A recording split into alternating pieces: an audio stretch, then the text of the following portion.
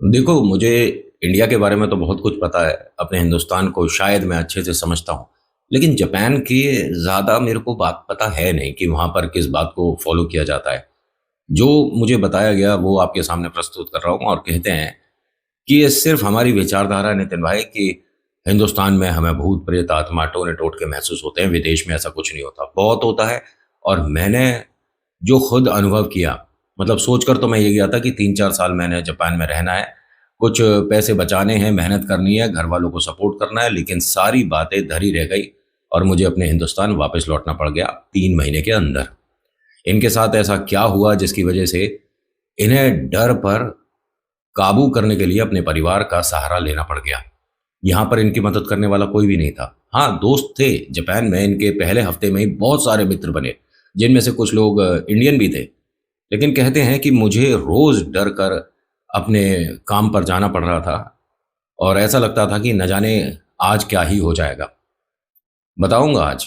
इस अनुभव को जरा ध्यान से सुनिएगा। नमस्कार, मैं नितिन हूँ, ये है चाचा के फैक्ट्स और यहाँ से मैं फैक्ट्स, ईश्वर से जुड़े चमत्कार, रोचक पौराणिक कथाएं और तीसरी शक्ति के प्रकोप के बारे में बात करता हूँ।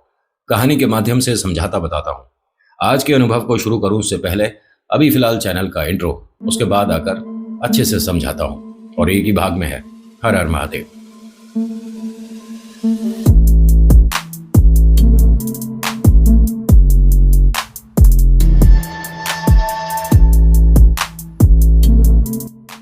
अनुभव शुरू करने से पहले रिक्वेस्ट है, पहली बार आए हैं और कहानियों में रुचि है तो प्लीज लाइक करिएगा, अगर पसंद आती है शेयर करिएगा और कमेंट में लिखिएगा आपका नाम, कौन सी जगह से वीडियो देख रहे हो प्लीज। और ये जो सब्सक्राइब का बटन है इसे दबाने के बाद आपको बेल आइकन और ऑल के ऑप्शन को दबाना पड़ेगा, तभी हमारी जो नेक्स्ट कहानी आएगी आपके लिए मैसेज आ जाएगा। अनुभव है चंदन का। घर से बहुत बहुत बहुत काफी मशक्कत करने के बाद परमिशन लेकर जापान आते हैं। घर में ये सेकंड नंबर के बेटे हैं। पहला जो बड़ा भाई है एक बैंक में है, सेकंड ये हैं चंदन, और इनका एक छोटा भाई और एक छोटी बहन है। ये दोनों कॉलेज में थे। माता पिता ने कहा कि बेटा, दूसरे देश जाकर मेहनत करना या काम करने में मतलब बुराई तो कोई नहीं है, लेकिन हमारा वहाँ कोई हो जिसके पास तू रह पाए, जो तेरी देखभाल कर पाए। तो उसने कहा मैं इतना बड़ा हो गया हूँ, भैया भी देखो जॉब कर रहे हैं, 2 साल तो भैया भी बाहर रहे थे। उन्होंने कहा बाहर रहा था लेकिन देश में तो था। अरे तू विदेश जाने की बात कर रहा है, जापान में कोई जान नहीं पहचान नहीं, कैसे क्या करेगा। तो बड़े भाई को इसके बारे में सब कुछ पता था कि इसने वहां जाकर क्या करना है। देखिए, इसका ना पढ़ाई लिखाई इतना भी जबरदस्त नहीं हुआ था कि वहां जाकर किसी बड़ी कंपनी में जॉब लग जाएगी, ठीक है। इसका कोई मित्र था जिसने तकरीबन 6 साल वहां जापान में गाड़ी चलाई थी, मतलब ड्राइविंग करी थी। तो इसको भी यही था कि मैं वहां जाकर, गाड़ी मिल जाती है किराए पर और मालिक के लिए गाड़ी चलाऊंगा, कुछ पैसे बन जाएंगे। सिर्फ बड़े भाई को पता था, बाकी घर में किसी को नहीं पता था ये वहां पर जाकर जॉब क्या करने वाला है। अगर ड्राइविंग की बात होती तो मम्मी पापा कहते कि ठीक है, हम ₹1-2 जोड़कर यहीं पर कुछ करते हैं और ये जो कैब इतनी चलती है इनमें कहीं पर गाड़ी लगा देते हैं। लेकिन देखिए, ये हमारी सोच है और कहीं ना कहीं थोड़ी बहुत सच्चाई भी है कि विदेश में अगर मेहनत करते हैं तो ₹1-2 ज़्यादा मिल जाता है हिंदुस्तान से अगर कंपेयर किया जाए। बहुत से लोग अमेरिका जाकर जॉब करते हैं और वापस आकर इन्वेस्टमेंट भारत में करते हैं। ये कोई मूर्खता नहीं है, ये अक्लमंदी है। डॉलर और रुपये में आपको फ़र्क तो पता ही होगा। ये जापान इसलिए जा रहा था, इसने अपने दोस्त से जो अनुभव सुना, जो एक्सपीरियंस की, वहाँ के लोग ना बहुत अच्छे हैं। पहली बात, मैं यहाँ से कोई वहाँ कंपेयर नहीं कर रहा हूँ, ठीक है। किसी भी देश का किसी भी देश से कंपेयर करने वाले हम कौन, हम तो कहानी सुनाने वाले हैं। कि वहाँ के लोग ना बहुत हम्बल है, कोई वाद विवाद नहीं होता। आपने 10 रुपये बोले, 10 रुपये दिए, बात खत्म हो गई। और कभी कभी आप ओवर टाइम करते हो तो काम अच्छा मिल जाता है। बहुत प्यारा सा माहौल है, कोई किसी से अनबन नहीं, अपना मस्ती में रहो, काम करो। देखिए, उसके साथ अच्छा था, उसका अनुभव ठीक रहा, लेकिन ऐसा तो नहीं कि हर किसी के साथ सेम हो, है ना। बुरे लोग यहाँ भी हैं और वहाँ भी हैं। ऐसा कोई देश नहीं जहाँ पर लोगों की विचारधारा सभी की अच्छी हो। अब इसकी किस्मत ऐसी रही कि इसने पहले दिन से ही कुछ अजीब अनुभव करा। जब ये मम्मी पापा भाई से सबसे परमिशन लेने के बाद जापान पहुंचा, तो सबसे पहले वो सिम वगैरह देखना, अपना पैसों को ट्रांसफ़र, ये सब करने के बाद ये बाहर आता है। तो अपने उस दोस्त के बताए हुए किसी और दोस्त से मिलता है। इसका जो दोस्त जापान में पहले जॉब करता था, उसने किसी का नंबर दिया था, उसको इससे मिलवा दिया था कि जहां मैं पहले रहता था उसी कमरे पर मेरे इस दोस्त को भी पहुंचा देना। और वो वापस आ चुका है, वो अपने चंडीगढ़ है, ठीक है, जो पहले जॉब कर रहा था जापान में। खैर, उस दोस्त की बात यहीं तक थी। अब कहानी सिर्फ चंदन की। चंदन बाहर आता है एयरपोर्ट से तो उस आदमी से मिलता है। उसने कहा कि मुझे वैसे तो उसने कहा था, आपके फ्रेंड ने, जो हमारा कॉमन फ्रेंड है, कि आपको उसी वाले कमरे पर रोका जाए, लेकिन सॉरी ब्रदर, वो तो अब नहीं हो पाएगा। वहाँ 4-5 महीने पहले कुछ लोग आके अब रहना शुरू कर चुके हैं। आपके लिए कहीं और व्यवस्था मैं कर दूंगा। तो चंदन से पूछा कि आपकी रिक्वायरमेंट क्या है, कैसा आपको कमरा चाहिए, क्योंकि मैं यहाँ पर पता नहीं 12-15 साल से वो लड़का वहाँ, और वो भी इंडियन था। तो उसने कहा कि देख भाई, मुझे कमरे से कोई मतलब नहीं, मुझे पूरे दिन सिर्फ काम करना है, नौकरी करनी है, पैसा बनाना है। कह रहे अरे अभी आया है भाई, 2-3 दिन अपने आप को रिलैक्स कर, थोड़ा सा जापान को समझ ले, उसके बाद काम शुरू करते हैं ना, लेकिन कमरा तो बता कैसा चाहिए, बिल्कुल ऐसा तो नहीं कि कहीं भी रह लेगा। उसने कहा देखो भाई, मैं पैसे से बहुत ज़्यादा मजबूत नहीं हूँ, ठीक है, मुझे कोई वेला नहीं चाहिए, मुझे कोई सो कॉल्ड वीआईपी अपार्टमेंट्स वगैरह नहीं चाहिए, मुझे बस एक कमरा चाहिए, चाहे कैसी भी कंडीशन हो। उसने कहा तो क्या भूत बंगले में रहेगा? मजाक में बोला उसने तो। इसने कहा हाँ, अगर कोई यहाँ पर भी भूत बंगला है तो मैं तो वहाँ रह लूँगा। उसने कहा मजाक मत कर, वैसे सही बता तुझे रहना कहाँ है? उसने कहा बार बार इस सवाल को पूछने का मतलब नहीं बनता, मैंने कहा ना कि कोई भी कमरा हो मुझे फर्क नहीं पड़ता, और आसपास लोग कैसे भी रहते हों, कोई भी रहता हो। उसने कहा ठीक है, जब तेरा ऐसा ही है तो एक जगह है यहाँ, लेकिन मेरे भाई मैं वहाँ पर बार बार नहीं आ पाऊंगा। मैं समझा नहीं। अरे कभी तेरे को ज़रूरत हुई, कभी मिलना हुआ, तो तुझे ही मेरे कमरे पर आना होगा, मैं उस जगह आना पसंद नहीं करता। मेरे पास कोई उधर की सवारी भी होती है ना तो मैं मना कर देता हूँ। अच्छा, तुम भी ड्राइविंग करते हो? उसने कहा हाँ, ड्राइविंग भी करता हूँ, और मेरे पास खुद की 8-9 टैक्सी भी हैं। इतने साल मेहनत करके यही कुछ बनाया है। तुम्हारा घर कहाँ है? कहता मैं अपने घर में रख सकता था, लेकिन मेरी फैमिली, मेरे मम्मी पापा, बच्चे सब लोग हैं, तो हमारा इतना बड़ा घर नहीं। तो उसने कहा नहीं नहीं, बस मैं कभी मिलना हुआ तो उसने अपना एड्रेस वगैरह दिया। और चंदन से कहता है कि एक बार और सोच लो, थोड़े पैसे ज़्यादा लगेंगे लेकिन अच्छी जगह रहने को मिलेगा। उसने मैंने पैसे बचाने हैं भाई, मैंने रहने के, सुख सुविधा के, खाने पीने के, कपड़े पहनने के या अच्छे अच्छे गैजेट खरीदने के लिए नहीं जोड़े हैं। बड़ी मेहनत की कमाई है, और मैंने ये रहने के लिए नहीं इस्तेमाल करनी। उन्होंने कहा ठीक है भाई। इस लड़के ने 2 जगह बताई कि एक तो ये अपार्टमेंट है, इसके अंदर हमेशा कोई ना कोई कमरा खाली होता है, मिल जाता है, और एक दूसरा अपार्टमेंट है जिसके अंदर इंडियंस बहुत हैं, तू कहे तो मैं पहले वो दिखा दूँ। फिर अब इंडियन हो, जापानीज हो, चाइनीज हो, मुझे लोगों से मतलब नहीं मेरे भाई, जो सस्ता हो वो दिखा। तो उसने कहा कि ठीक है, फिर दूसरी जगह चलते हैं।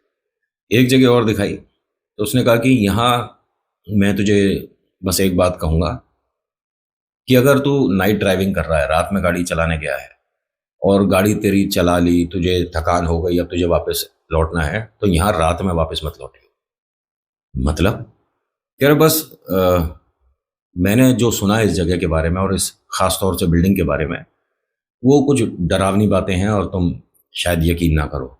इसने कहा अच्छा भूत प्रेत है जापान में?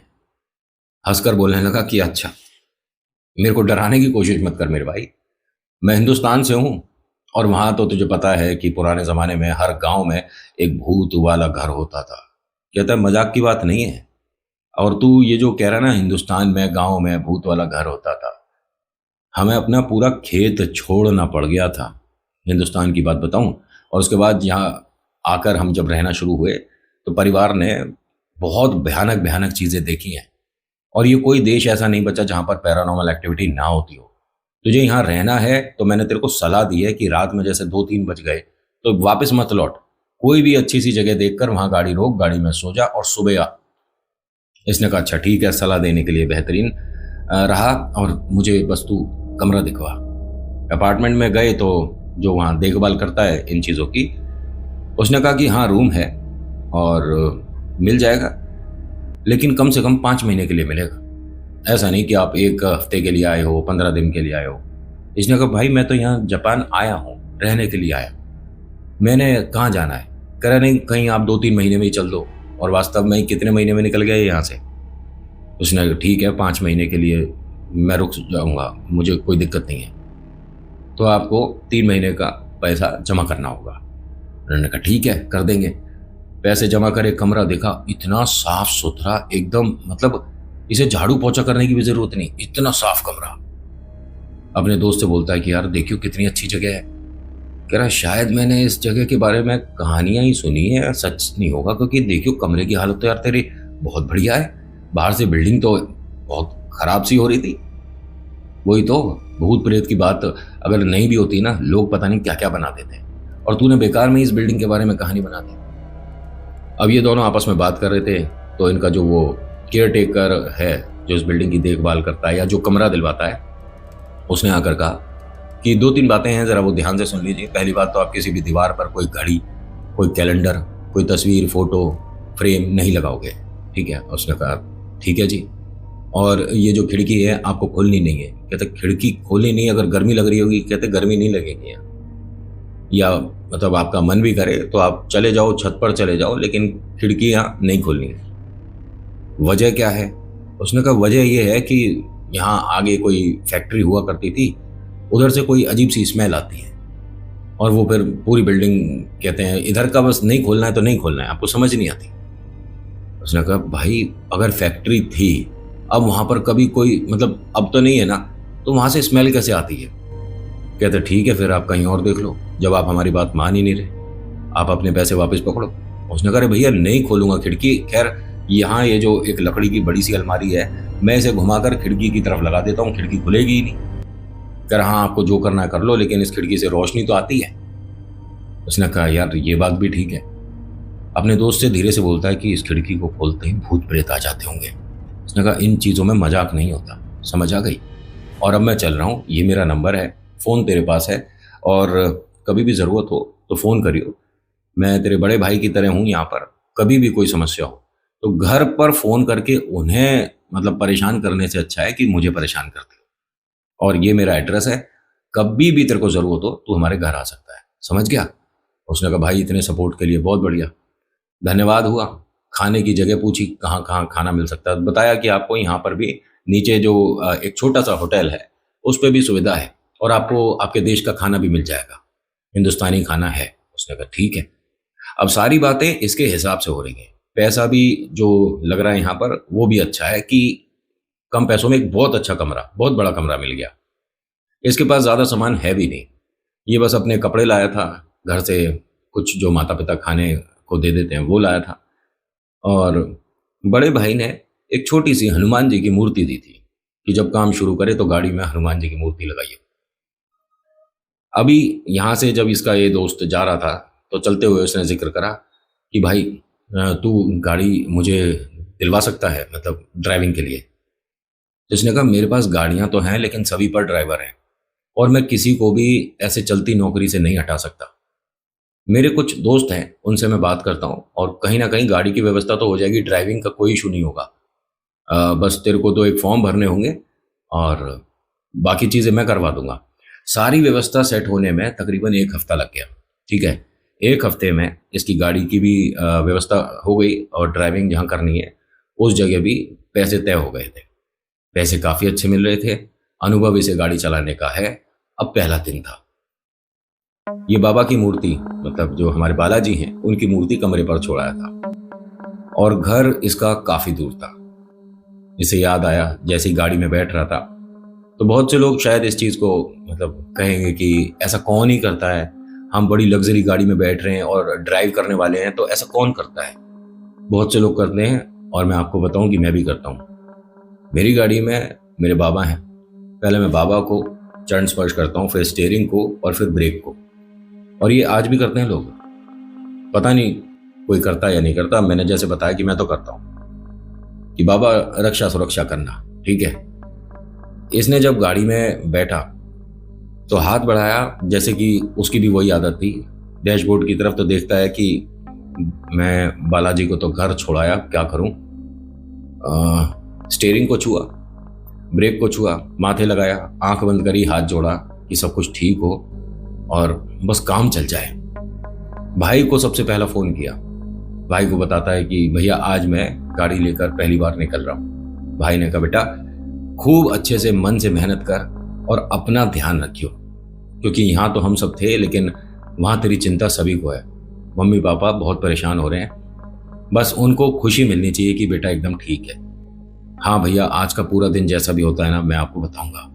भाई ने कहा कि चल ठीक है, मेरा शेर है तू, कर काम कर। अब उसने काम शुरू करा तो पहली सवारी जो मिली, देखिए कमाल की बात है, ईश्वर आपको मौका भी देते हैं, अगर आप उसे नजरअंदाज कर दो तो किसी और को मौका मिल जाता है ना। इसे जो पहली सवारी मिली अपने अपार्टमेंट के बराबर वाली बिल्डिंग की मिली। ये एकदम सुन के बड़ा खुश सा हो गया। उसने सवारी ने पूछा कि आप स्माइल क्यों कर रहे हो, क्या हुआ? उसने कहा नहीं मेरा घर पे कोई सामान रह गया था तो आपको छोड़ने के बाद मैं अपना सामान भी ले सकता हूँ। उन्होंने कहा चलो फिर तो हम लकी हुए। इसने उन्हें डिस्काउंट भी दिया कि आप मेरे पहले कस्टमर हैं, तो मतलब रुपया 2 रुपया जो भी इसने छोड़ा। उन्हें ड्रॉप करने के बाद अपार्टमेंट आना था, अपने कमरे से बाबा को लेना था, लेकिन वहां से एक सवारी उसे छोड़ते के साथ ही मिल गई। और वो सवारी बस नहीं जी जल्दी से मुझे आप एयरपोर्ट पहुंचाओ, मुझे मुझे लेट हो रहा, मेरी फ्लाइट में से एयरपोर्ट चलो। उसने कहा सिर्फ मेरे को 2 सेकंड का काम है, ये बराबर में मेरी बिल्डिंग है, मैं इसमें बस गया और आया, मेरे को कुछ लेना था सामान। उन्होंने कहा कुछ नहीं लेना, जो आपके पैसे तय हुए इससे मैं दुगना दूंगा तिगना दूंगा, रुको नहीं और चलो। अब पहले पहले दिन इस तरह का अनुभव हो रहा है इसे। इसने बाबा से माफ़ी मांगी हाथ जोड़कर कि बाबा मैं कल से ये काम करता हूँ और अभी फ़िलहाल ये बहुत परेशान है, सवारी को लेकर ये एयरपोर्ट पहुंचा। आपको यकीन नहीं होगा, मतलब इस पर ऐसा हाथ हो रहा था जैसे कि कुबेर साहब ने इनकी तरफ दरवाजे खोल दिए हों कि जिस काम को तू आया है ना बेटा, मन लगा के करता रहे और तेरे पर धन वर्षा होती रहेगी। एक के बाद एक सवारी, एक के बाद एक सवारी। इसका यही हाल हो रहा था जैसे जापान में कोई दूसरी टैक्सी चल ही नहीं रही है। ये पहले दिन जो पैसे कमाया और लेकर आया, मालिक को सब कुछ बताया, जो भी उनका हिसाब किताब था, तो उन्होंने कहा बेटा ऐसा क्या कर रहा है तू, हैं? अरे बीच में खाना पानी कुछ हुआ भी है या जब से गाड़ी ही चला रहा है? तो अपने मुंह हाथ पहुंचता हुआ बोलता है कि नहीं, अगर ये हिसाब रहा तो मैं तो घर वालों को बहुत बढ़िया अनुभव दूंगा कि मैंने मेहनत करी और देखो। उन्होंने कहा बेटा तेरी मेहनत है लेकिन अपनी सेहत का और अपना ख्याल रख, ऐसे नहीं होता। तू बता रहा सुबह से कुछ खाया ही नहीं तूने, यहाँ पहले बैठ और मैं खाना मंगवाता हूँ, तू खाना खाकर घर जाएगा। ठीक है। अभी ना इसके मन में एक सवाल था कि मैं साहब यहाँ से घर कैसे जाऊँगा, क्योंकि घर इसका यहाँ से थोड़ा दूर है। खाना खाते खाते हिचकिचाते हुए बोलता है कि उस तरफ बस कौन सी जाती है, मुझे थोड़ा आइडिया है नहीं, बताओगे आप? उन्होंने कहा बस क्यों जाएगी, तेरे पास गाड़ी है तो सही। उसने कहा मैं आपकी गाड़ी ले जाऊं? उन्होंने कहा बेटा और कैसे, उड़ के तो जाएगा नहीं ना। अब ये उनको ना देखकर हाथ जोड़ने लगा। उसने कहा ये सब मत कर भाई, हम थोड़े अलग हैं, हम जापान में हैं, विदेश में हैं, लेकिन जो हमारी जड़ें हैं ना वो हिंदुस्तान से जुड़ी हुई हैं। और वहाँ पर जो आपके लिए आया है या आपका अतिथि है उसकी आओ भगत तो हम पूरी करते हैं। और ये मेरा रूल है, आपको गाड़ी की देखभाल करनी है तो गाड़ी आपकी नज़र के सामने रहनी चाहिए। वहाँ जा आराम से गाड़ी को लॉक कर और सो और सुबह आ जाइयो। तूने कहा गाड़ी लेके विदेश छोड़कर अपने हिंदुस्तान निकल जाना है? अब कहता है कि जी बिल्कुल ठीक है, खाने के लिए धन्यवाद। उसने कहा अच्छा ऐसा भी होता है, अगर कोई तुम्हें अतिथि आता है और खाना खिलाते हो तो वो धन्यवाद करते हैं? अरे मेरे छोटे बेटे जैसा है तू, खाना खा मजे से और टीवी देख और फिर चला जाइयो। उसने कहा ठीक है। खाना खाते खाते अपने आंसू पहुंचता और कहता है कि कितने अच्छे लोग हैं, मतलब पूरे दिन मेहनत करी, रुपया 2 रुपया अच्छा कमाया, कोई किसी से बहसबाजी नहीं हुई, जिसने पैसे दिए किसी ने बख्शीश भी दी, बहुत अच्छा रहा। और ऐसा ही अगर समय चलता रहा तो मैं हाँ महीने के एंड में घर पर पैसे अच्छे भेजूंगा।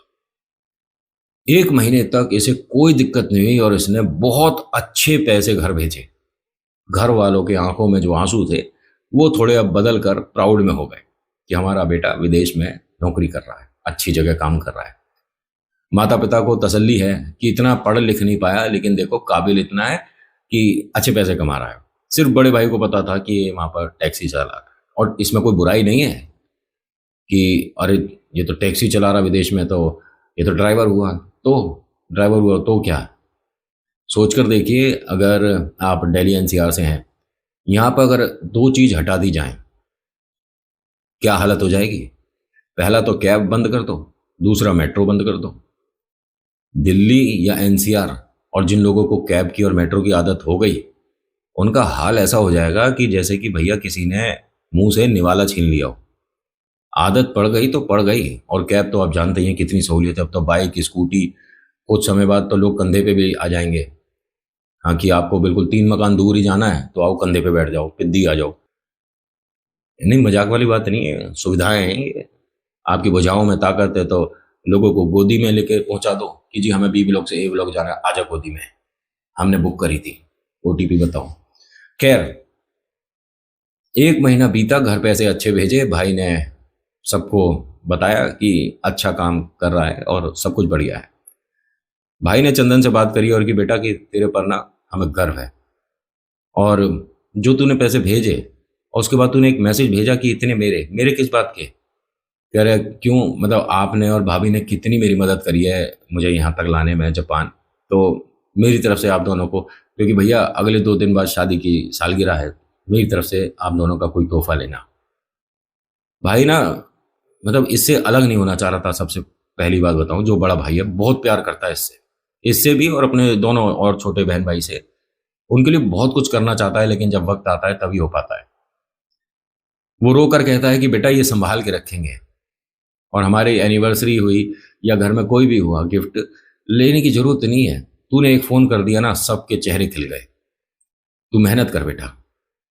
वो अकेला वहां जापान में जब भी बैठता था, खाना खाता था, तो हर बार ये सोचता था कि बाई चांस मैं यहाँ सक्सेसफुल नहीं हुआ तो घर वालों का बहुत नाक नीची हो जाएगी, आंखें झुक जाएंगी, भाई को मेरे ऊपर बहुत गर्व है। एक बार की बात है, रात के तकरीबन 9 सवा 9 का समय था। बाबा की मूर्ति सामने है। एक कोई इसके दरवाजे पर आया, नॉक करता है। एक पर्ची पर जगह लिखी हुई दिखाई। अब इसे इतना समय हो चुका था तो आसपास की जगह ये जानता पहचानता था। ये यहाँ एक कोई कब्रिस्तान है, उसका एड्रेस था। उसने इशारा कर दिया कि ठीक है मैं चलता हूं, आप चलिए बैठिए पीछे, और अपने खाने वगैरह को बंद करने लगा तो उसने हाथ से इशारा कर दिया। इसे लगा कि शायद वो ये कह रहे हैं कि खाना खा लो उसके बाद चलना।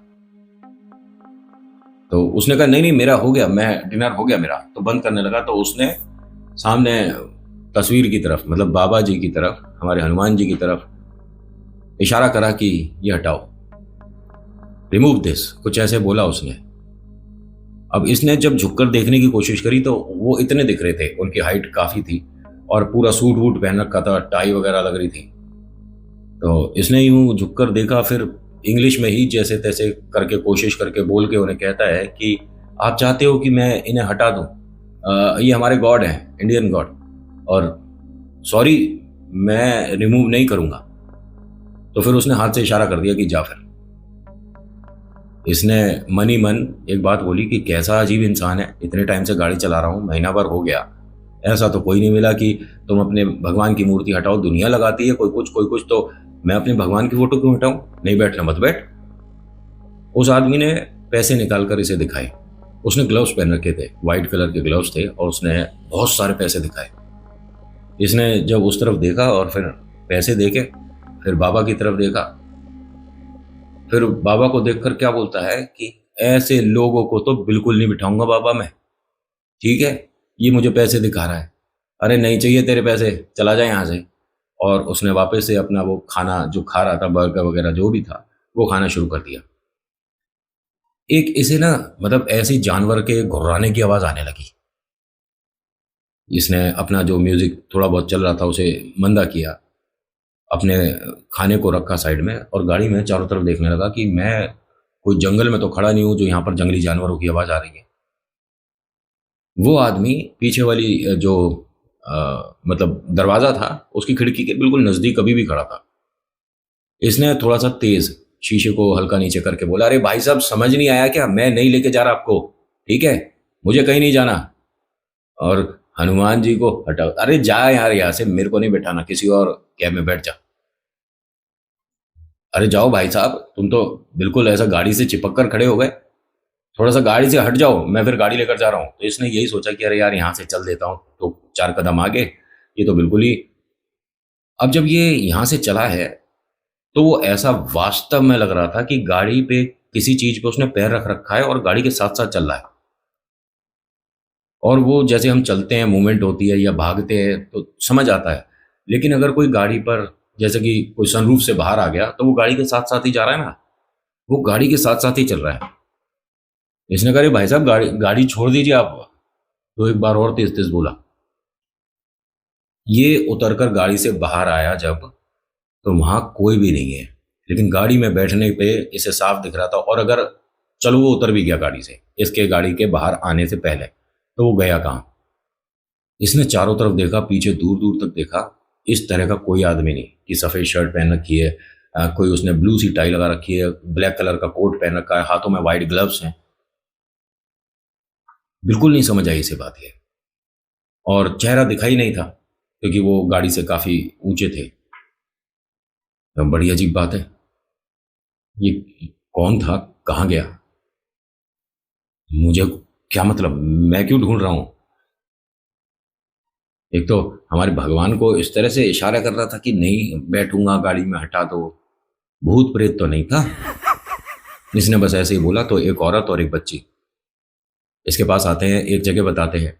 और ये वही जगह थी जो कि अभी वो पर्ची पर दिखा रहा था, ये कब्रिस्तान था। इसने उन दोनों को ध्यान से देखा, कहता, यार चलिए बैठिए। उन दोनों को जब बैठाया, तो वो जो भी बातें कर रहे थे, वो कोई और भाषा थी। ये जापानीज भी नहीं थी, इंडियन नहीं थी, इंग्लिश नहीं थी, हिंदी नहीं थी, कोई और। खैर, जो भी उनकी भाषा रही, वहां पर ये रुकी गाड़ी।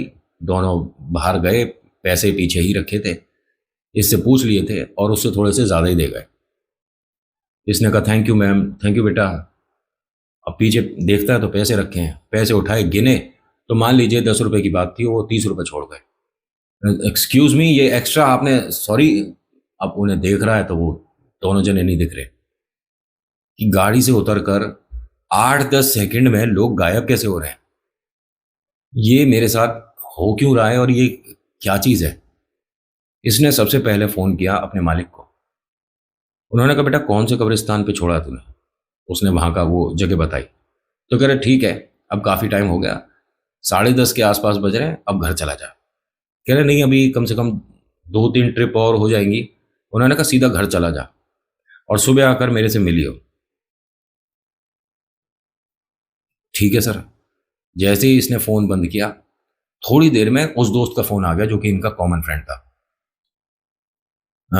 तुझे वाइट ग्लव्स दिखा है क्या? हाँ, लेकिन तुम्हें कैसे पता चल गया? तू सारी बातें छोड़, मेरा घर, अभी तू जहां पर खड़ा है ना, इससे ज्यादा दूर नहीं है, मेरे घर आ जा, आज रात यहीं रुक जा। अरे मैं अपने घर जाऊंगा, अभी 2-3 ट्रिप और कर लेता हूँ, कुछ पैसे बन जाएंगे। उसने कहा, पैसा सब कुछ नहीं होता। तेरे पीछे अगर मैं बताया ना कि क्या चल रहा है अभी, तो शायद हिंदुस्तान ही निकल जाएगा सीधा वापस यहाँ पर मेरे घर आ। उसने कहा, लेकिन मुझे बताओ तो सही, तू मेरे घर आएगा या मेरे को कभी मत मिलियो, बात बिल्कुल खत्म कर दूंगा। उसने कहा, भैया नाराज मत हो, मैं घर आता हूँ। अब ये वहां घर पहुंचा। जब ये गाड़ी लगा रहा था, देखता क्या है, इसके घर के सभी लोग घर के बाहर हैं। मतलब इसका वेट हो रहा था। जैसे ही ये गाड़ी लगाकर इनके पास आ रहा था, इससे बोलते हैं कि यहीं रुक जाओ, शूज उतार दो। इसे समझ नहीं आया कि ये क्या बात है भाई। इसने शूज उतार दिए, सॉक्स वगैरह उतार दिए, हाथ और पैर इसके अच्छे से धुलवाए गए पहले। उसके बाद, मतलब जैसे हमारे तिलक होता है ना, रोली से, तो इससे कहा कि मतलब एक चंदन जैसा कुछ था कि अपनी सभी उंगलियों पर लगाकर अपनी गाड़ी पे छुआ कर आओ। ये क्या कर रहे हो? कह रहे, जो बोल रहे हैं वो करो। इसने जाकर वैसे ही करा जैसे बताया, कि जैसे हम छींटा लगाते हैं। उसने छींटा नहीं लगाया था, उसने कहा था बस गाड़ी को इस तरह से टच करके आना है। इसने वो काम किया। यहाँ पर आने के बाद फिर से इसके हाथ वगैरह धुलवाए गए, इसके माथे पर टीका लगाया गया। और फिर एक 3 पत्ते थे इस तरह से बंधे हुए, जैसे हम चौखट पे लगाते हैं। और उन्होंने इसके लिए, देखिए सोचिए क्या जान पहचान, बस आया है, काम दिलवा दिया, बात खत्म हो गई। लेकिन किसी घर का बेटा है ना, हमारे देश से आया है, थोड़ा लगाव है, और इस पर जो बाधा है उससे कैसे बच सकते हैं, जब पता है तो क्यों ना करें। 3 पत्ते बंधे हुए थे, इससे बोलते हैं कि तीनों को अलग अलग दिशा में फेंको और अंदर आ जाओ। इसने कहा लेकिन भैया भाभी आप ये सब क्या करा रहे हो? कह रहे बेटा करके अंदर आ, फिर हम बताएंगे तेरे को क्या है। इसने वही काम किया जो बताया गया। एक इसने पत्ता इधर फेंक दिया, एक पत्ता इधर फेंक दिया, एक पत्ता पीछे फेंक दिया, और अब ये घर में अंदर आ गया। घर में अंदर आने के बाद सब लोग जो बिल्कुल शांत खड़े थे बाहर, अंदर आकर बातचीत शुरू हो गई, चहल पहल शुरू हो गई। घर काफी अच्छा है, प्यारा है, छोटा सा है। इससे कहा कि जो तेरे पीछे जो तुझे दिखा था वो अब भी है, और अगर हमने ये सब नहीं किया होता तो सुबह तक तेरी हालत ऐसी हो जाती कि तुम्हें यकीन होने लग जाता कि भूत प्रेत होते हैं। भूत प्रेत? अरे वो आदमी था, और कह रहे नहीं वो आदमी और वो औरत एक बच्ची, ये तीनों प्रेत हैं। भैया क्या बेकार की बात कर रहे हो आप, ऐसे तो मन में डर बैठ जाएगा। और भूत प्रेत क्या पैसे देते हैं? कह रहे क्यों नहीं दे सकते भाई, हमने जो अनुभव किया हमने तेरे साथ शेयर किया, अब तू माने ना माने वो तेरे ऊपर है। कह रहे नहीं ऐसा नहीं होता, मैं देखिए नहीं कहूंगा कि भूत प्रेत बिल्कुल नहीं होते, लेकिन मैंने उन्हें सुना है, वो बात कर रहे थे पीछे बैठे। उन्होंने कहा जब वो बैठे थे तो पीछे वाले शीशे में देखा था, बैठे हुए दिख रहे थे तुझे? नहीं भैया, लेकिन मेरी गाड़ी में भूत प्रेत कैसे आ सकते हैं? हनुमान जी है मेरी गाड़ी में। कह रहे ठीक है, बाबा का आशीर्वाद है ना, तभी तू यहाँ पर भी सुरक्षित ही आया है। लेकिन वो अगर तेरे को दोबारा गाड़ी में बैठे दिख जाए तो शीशे में देख लियो कि दिखते हैं कि नहीं दिखते। उस दिन ये यहां पर रुका। उसके बाद से आपको यकीन नहीं होगा, 3 महीने तक लगातार ये जब भी गाड़ी में कुछ देर के लिए रिलैक्स करने की कोशिश करता था कि थोड़ा आराम कर लूं, गाड़ी में बैठ जाऊं, तो इसके दोनों दरवाजे कोई नॉक करता था, ये पलट कर देखता था, कोई नहीं दिखता था। और कुछ एक आध सेकंड बाद वो लड़की, वो औरत और वो आदमी बैठे हुए थे। जब ऐसे पलट कर देखता है तो बैठे हुए हैं, और शीशे में देख रहा है तो उनमें से किसी का चेहरा नहीं दिख रहा। शीशे को कितनी बार भी एडजस्ट कर रहा है, बार बार वो शीशा इतना ही हो रहा है। पलट कर देख रहा है तो तीनों बैठे दिख रहे हैं। उनको बस जहां भी इसकी गाड़ी खड़ी होती थी वहां से उसी कब्रिस्तान तक पहुंचना था। इसने खाना पीना छोड़ दिया था, मन में डर ऐसा बैठ गया था कि शीशा देखना बंद कर दिया था। हालत इतनी ज्यादा गड़बड़ा गई कि भाई ने फोन पर समझ लिया, बड़े भाई ने, कि इसके साथ कोई दिक्कत है। वो भारत से सीधा जापान आया और यहां से इसे लेकर गया। इनका ये कहना है कि वो जो साए है ना, उन्होंने हिंदुस्तान में भी मेरा पीछा नहीं छोड़ा, और बाद में जो ये इस चीज़ों से बाहर आए वो बालाजी की वजह से ही आए थे। कहते जापान वापस आया और वो बाबा की मूर्ति लेकर वापस आया हूँ, मतलब हिंदुस्तान, और यहाँ से बालाजी महाराज के गए और वहाँ वो मूर्ति स्थापित करा के आज घर में है। इस बात को कहते हैं तकरीबन 11-1 साल हो गए हैं, लेकिन हाँ वो डर आज भी साथ है। आज के अनुभव में इतना ही, कैसा लगा बताना जरूर। So thank you so much for watching. मेरा नाम नितिन है, मुलाकात करूंगा एक अगली वीडियो में। हर हर महादेव, जय भोलेनाथ, धन्यवाद।